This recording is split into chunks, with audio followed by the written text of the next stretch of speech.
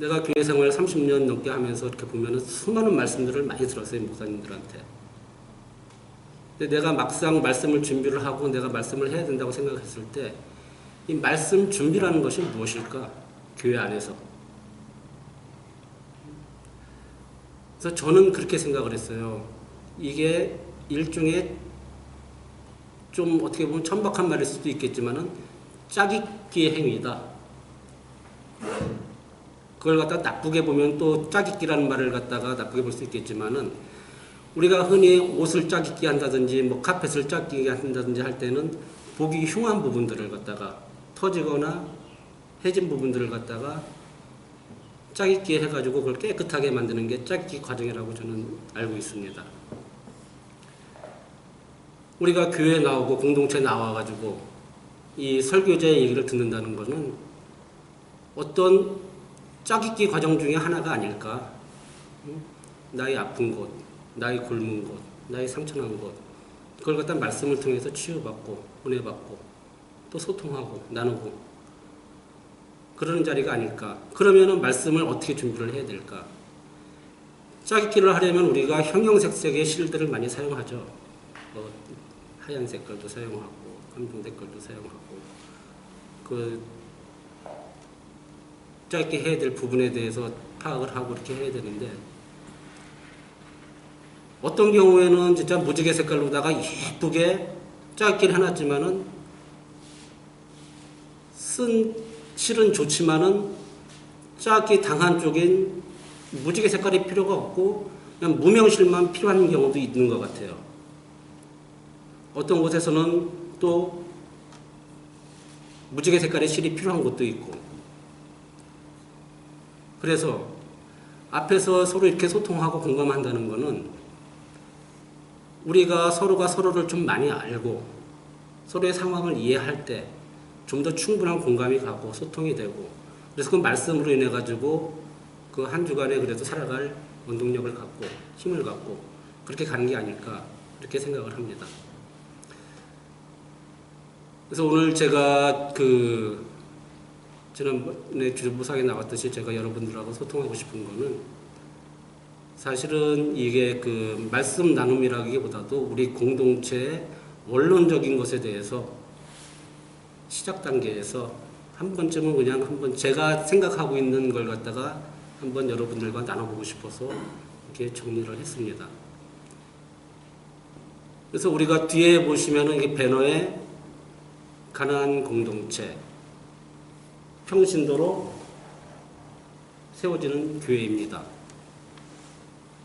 평신도로 세워지는 교회입니다. 그래서 제가 오늘 그냥 말씀 제목으로 잡은 것은 평신도로 세워지는 교회는 과연 어떤 교회일까? 무엇이 평신도로 세워지는 교회이고 그러니까 평신도로 왜 세워져야 하는지 그러니까 당위성과 평신도의 교회는 공동체는 어떤 공동체인가? 정체성과 평신도의 공동체는 지향하는 바가 어느 쪽으로 가야 되는가? 목적성과 이렇게 크게 세 부분으로 나눠가지고 간략하게 한번 같이 나눠보고자 합니다. 우리가 흔히들 이 시대를 갖다가 교회의 위기의 시대이다. 기독교의 위기의 시대이다. 다들 그렇게들 말씀들을 많이 하세요.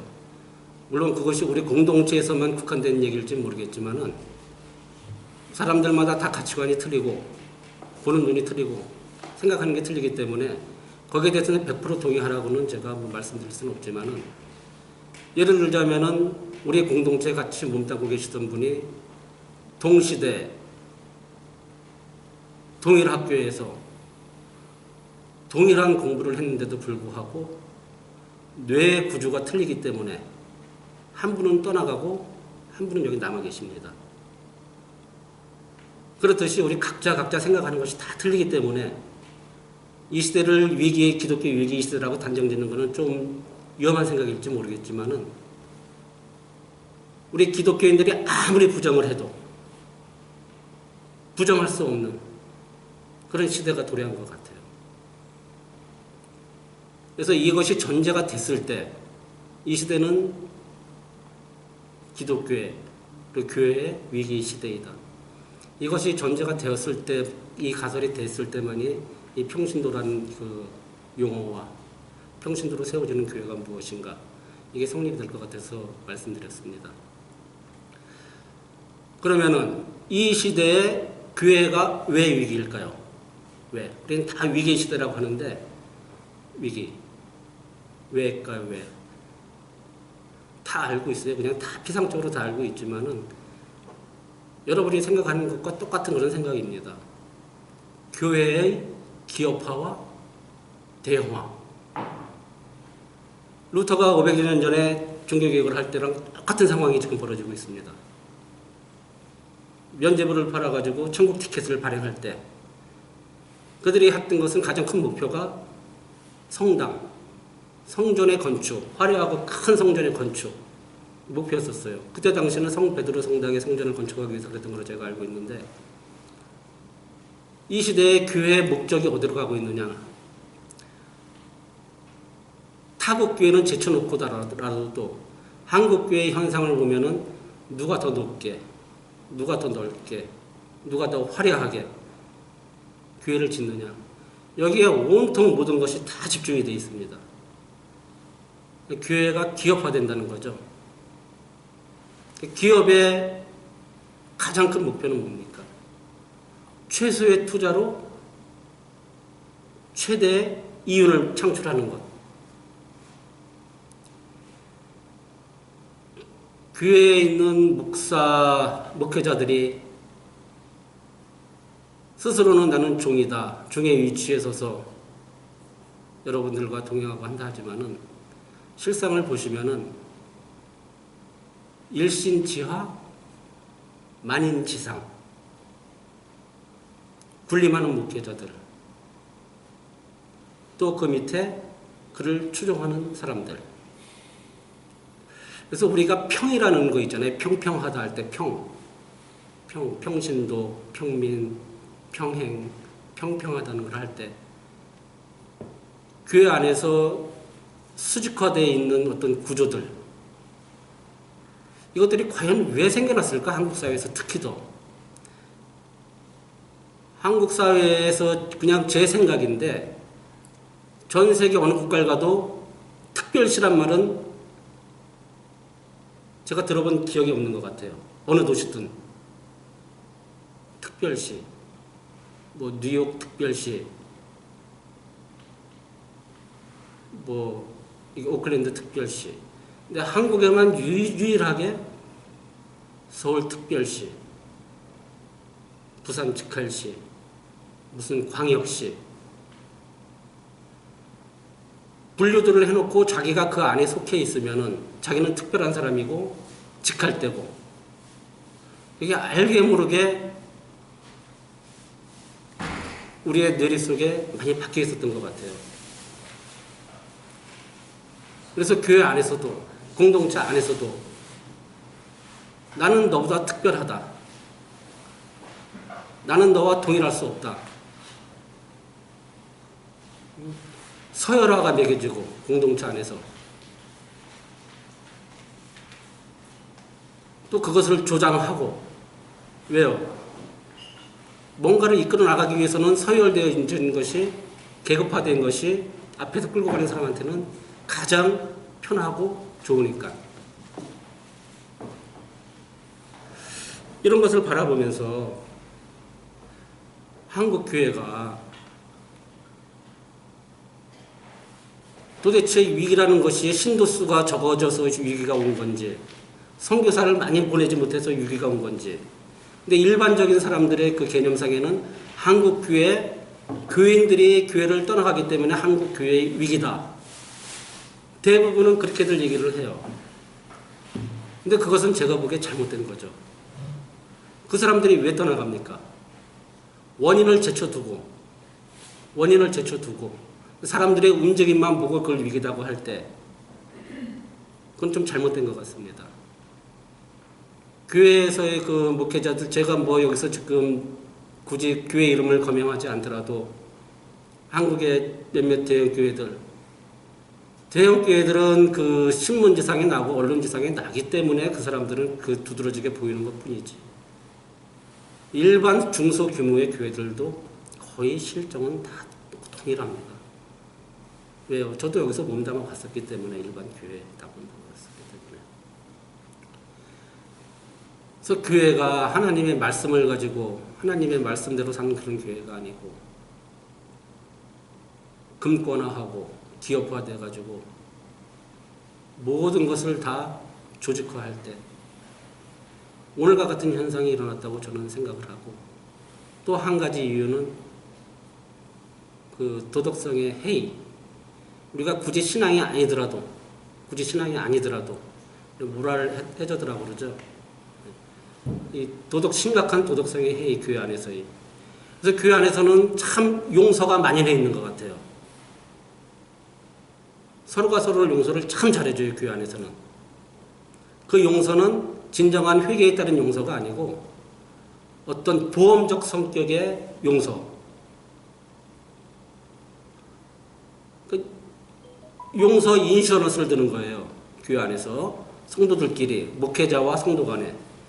목회자가 저 정도 잘못해도 내가 저 정도를 용서해 주면은 목회자도 나의 허물을 어느 정도는 용서해 주겠지.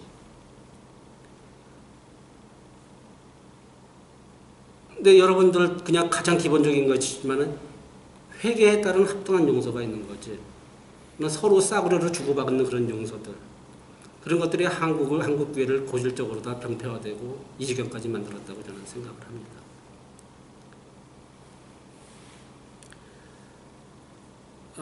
그래가지고 이제는 그 어떤 대안을 제시를 해야 되는데, 우리는 무슨 현상을 보면 거기에 대해서 비판은 많이 하죠. 특히 정치인들. 응? 뭐가 잘못됐네. 그렇지만 거기에 대한 대안을 제시를 하는 경우는 극히 드물어요. 저희도 마찬가지입니다. 제가 여기서 말씀드리고 싶은 거는 한국 교회의 병폐와 위기를 갖다가 지적하고자 하는 건 아니에요.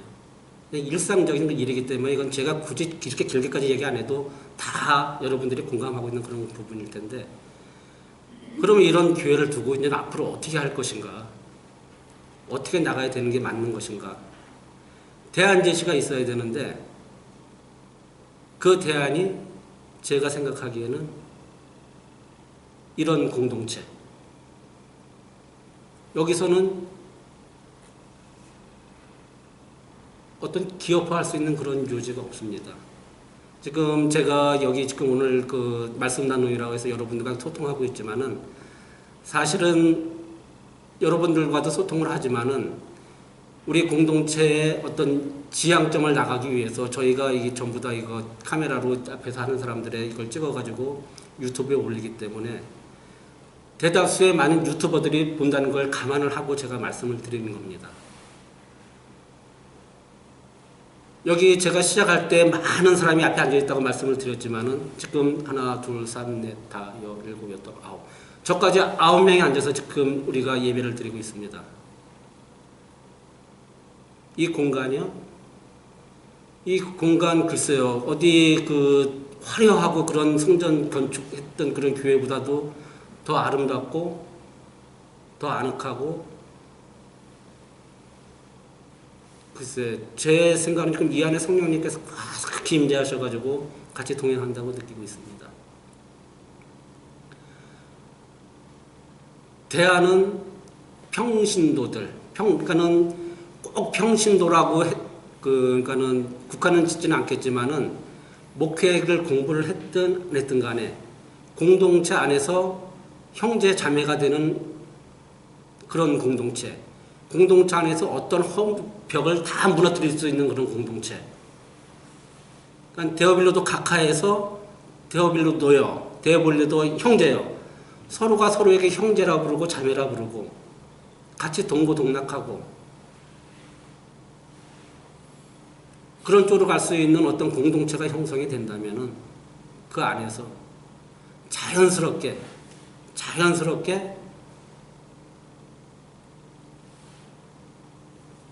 이 나라의 그 교회의 부패상은 지워질 거라고 생각합니다.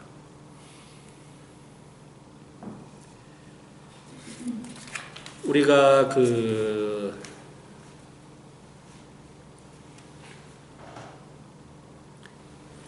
디아스포라라는 얘기를 꽤 많이 합니다. 우리가 디아스포라,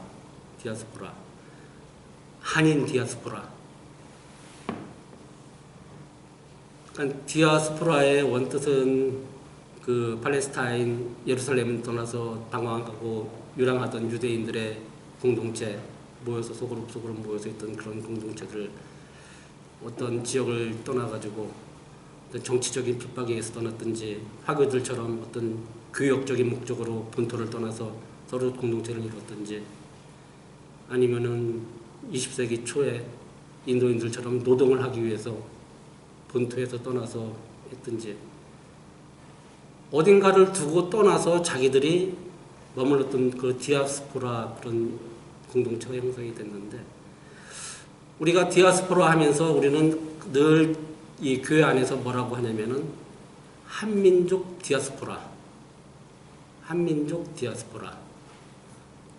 이들이 세계를 살 것이다. 기독교를 살릴 것이다. 이들이 뻗어나가서.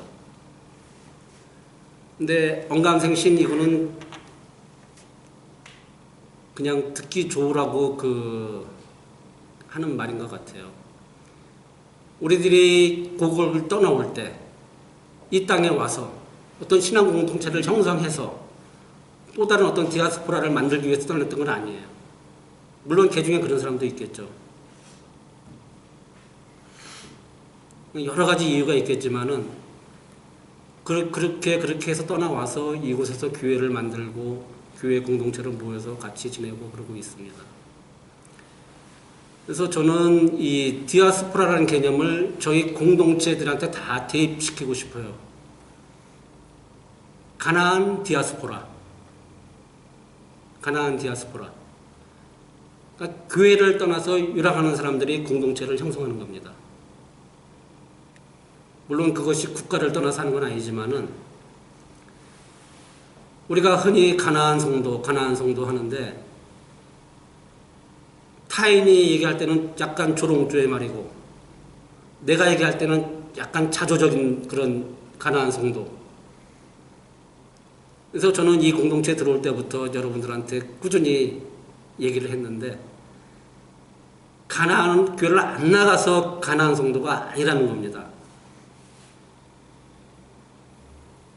가나안 성도는 예수 안에 온전히 붙잡혀서, 예수 안에 진짜 온전히 붙잡혀서 예수 안에서 안 나간다. 그런 가나안으로다가 좀 개념 설정을 다시 했으면 좋겠어요. 왜 세상 사람들로부터 가나안이란 조롱을 받아야 됩니까? 멸시를 받아야 되고, 왜 자조를 해야 됩니까? 용어 정의부터 우리가 새로운 그런 패러다임을 짜가지고 우리 가나안 성도들이 모여서, 예수 안에서 절대 우리는 나갈 수 없는 성도들입니다. 누가 뭐래도 이 성도들이 디아스포라를 형성해서, 소그룹을 형성해서 각 지역마다 가나안 공동체 다카푸나, 가나안 공동체 그랜필드, 가나안 공동체 신길동, 소그룹이 진짜 불꽃처럼 다 여기 생겨나서 그들이 모여서 형제 자매를 가지고 나의 구원과 이웃 구원과 선교의 사명을 온전히 감당해 나간다면은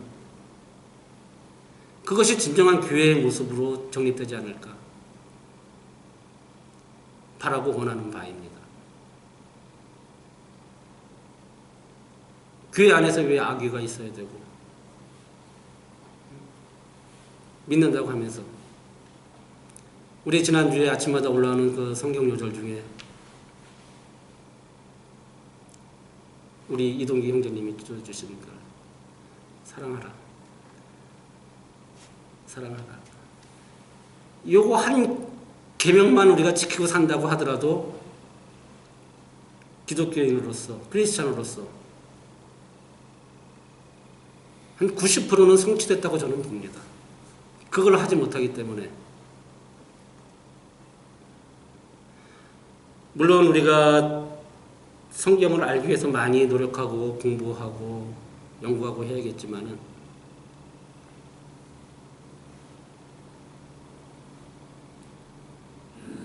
우리가 보통 살아오면서 한국 사람들이 저나 저희 세대나 모든 세대가 지금까지 공통적으로 겪어온 게 입시라는 그런 어떤 굴레 사회에서 다 젊은 시절을 지내왔어요. 대학 입시라는 경쟁 속에서. 여러분, 천국 입시가 있을까요?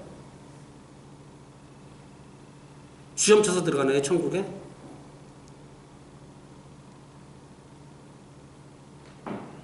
근데 마치 교회 안에서는 그 목회자들이 그 옛날 면죄부를 받았던 것처럼 이제는 믿음과 구원의 교묘한 조합으로 마케팅을 합니다.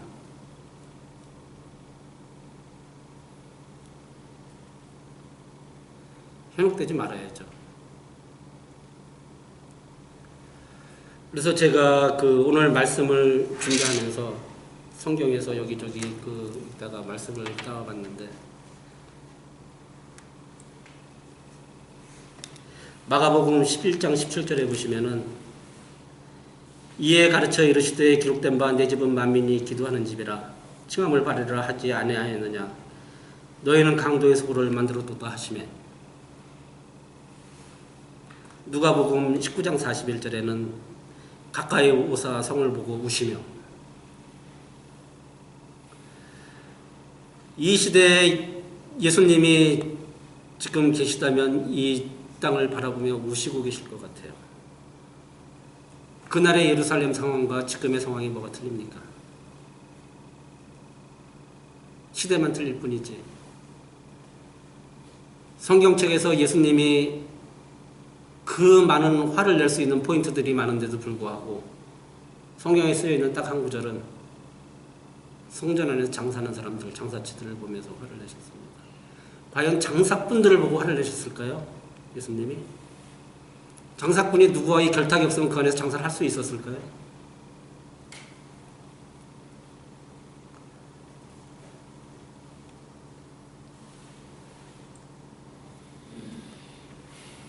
그래서 평신도로 세워지는 교회가 무엇인가? 이렇게 평신도가 저는 참고로 직업상 저는 제 직업은 뉴질랜드 오클랜드에서 청소업에 종사하고 있는 사람입니다.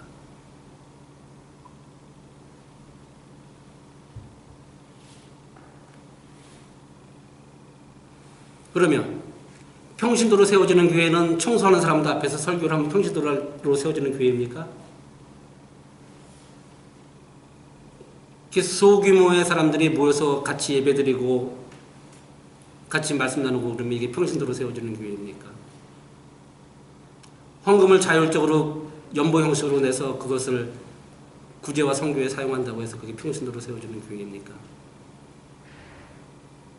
물론 맞습니다. 물론 맞아요. 근데 그것이 전체적인 필요 충족 조건은 아니라고 저는 생각합니다.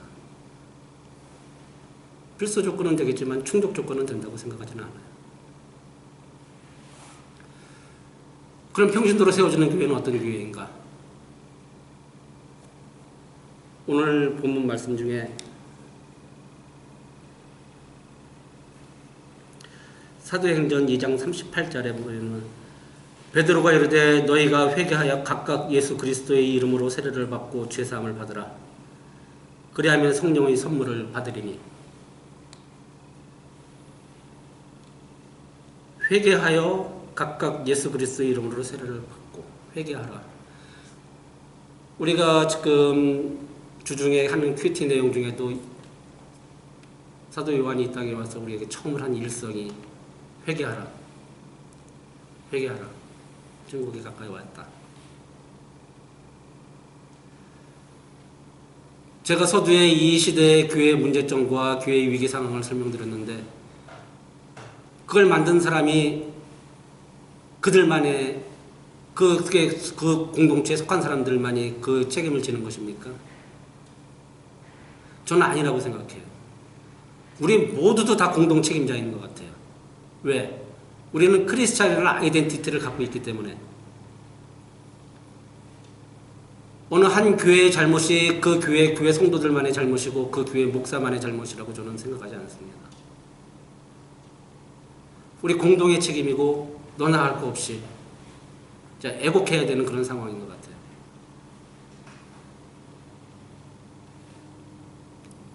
그래서 우리가 개인의 회개의 기도도 필요하지만은 우리 공동체가 앞으로 생겨나는 모든 공동체들이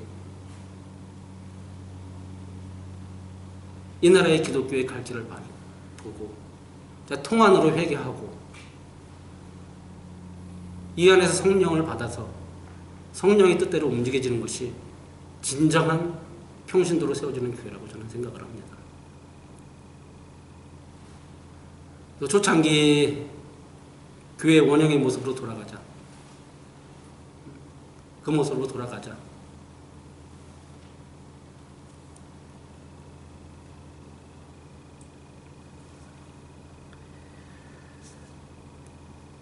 사도행전 1장 8절에 보시면은 오직 성령이 너희에게 임하시면 너희가 권능을 받고 예루살렘과 온 유대와 사마리아와 땅끝까지 이르러 내 증인이 되리라 하시니라.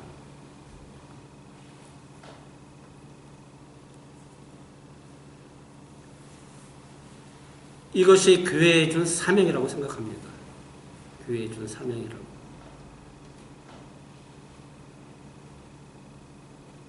말라기 1장 10절에 보면은 만군의 여호와가 이르노라 너희가 내 제단 위에 헛되이 불사르지 못하게 하기 위하여 너희 중에 성전 문을 닫을 자가 있었으면 좋겠도다. 내가 너희를 기뻐하지 아니하면 너희가 손으로 드리는 것을 받지도 아니하리라.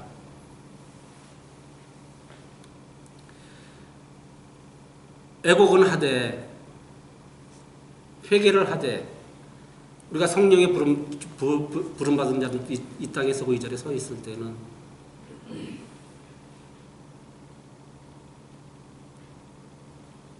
주님께서 말씀하신 너희는 땅끝까지 가라. 너는 땅끝까지 가라.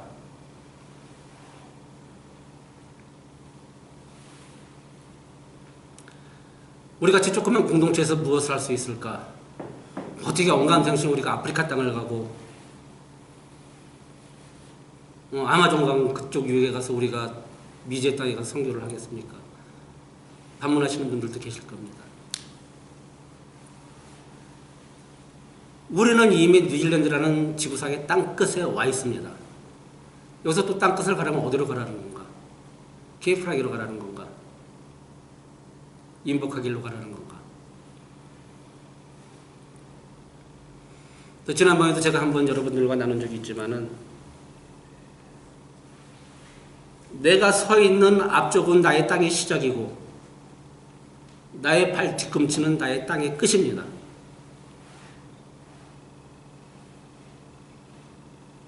땅끝을 멀리 찾아가서 선교하는 것도 중요하고 전도하는 것도 중요하지만은 내가 서 있는 자리가 나의 땅끝이라는 그런 사명감을 가지고 교회가 서든지 가정에서든지 직장에서든지 만나는 모든 사람에게 그리스도의 향기를 뿜어내며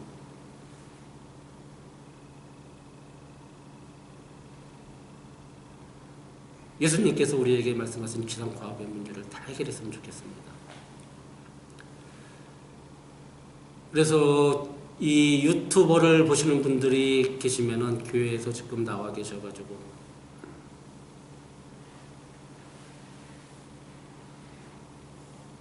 스스로 자기할 필요도 없고 힘들어하실 필요도 없고 저희처럼 주위에서 한두 가정씩 모여서 같이 예배드리고 말씀 나누고 기도하고 그런 공동체가 형성되면은 지금은 대형 교회의 어떤 그 비리와 부패에 대해서 반사적으로 생겨나는 그런 형태의 이런 공동체지만은 이게 시간이 지나서 1년, 2년, 3년, 4년, 10년, 20년 지났을 때는 이제는 모든 교회 공동체의 형태가 반사적으로 생겨나는 것이 아니고 자발적으로 이런 형태의 교회로 설 거라고 믿습니다.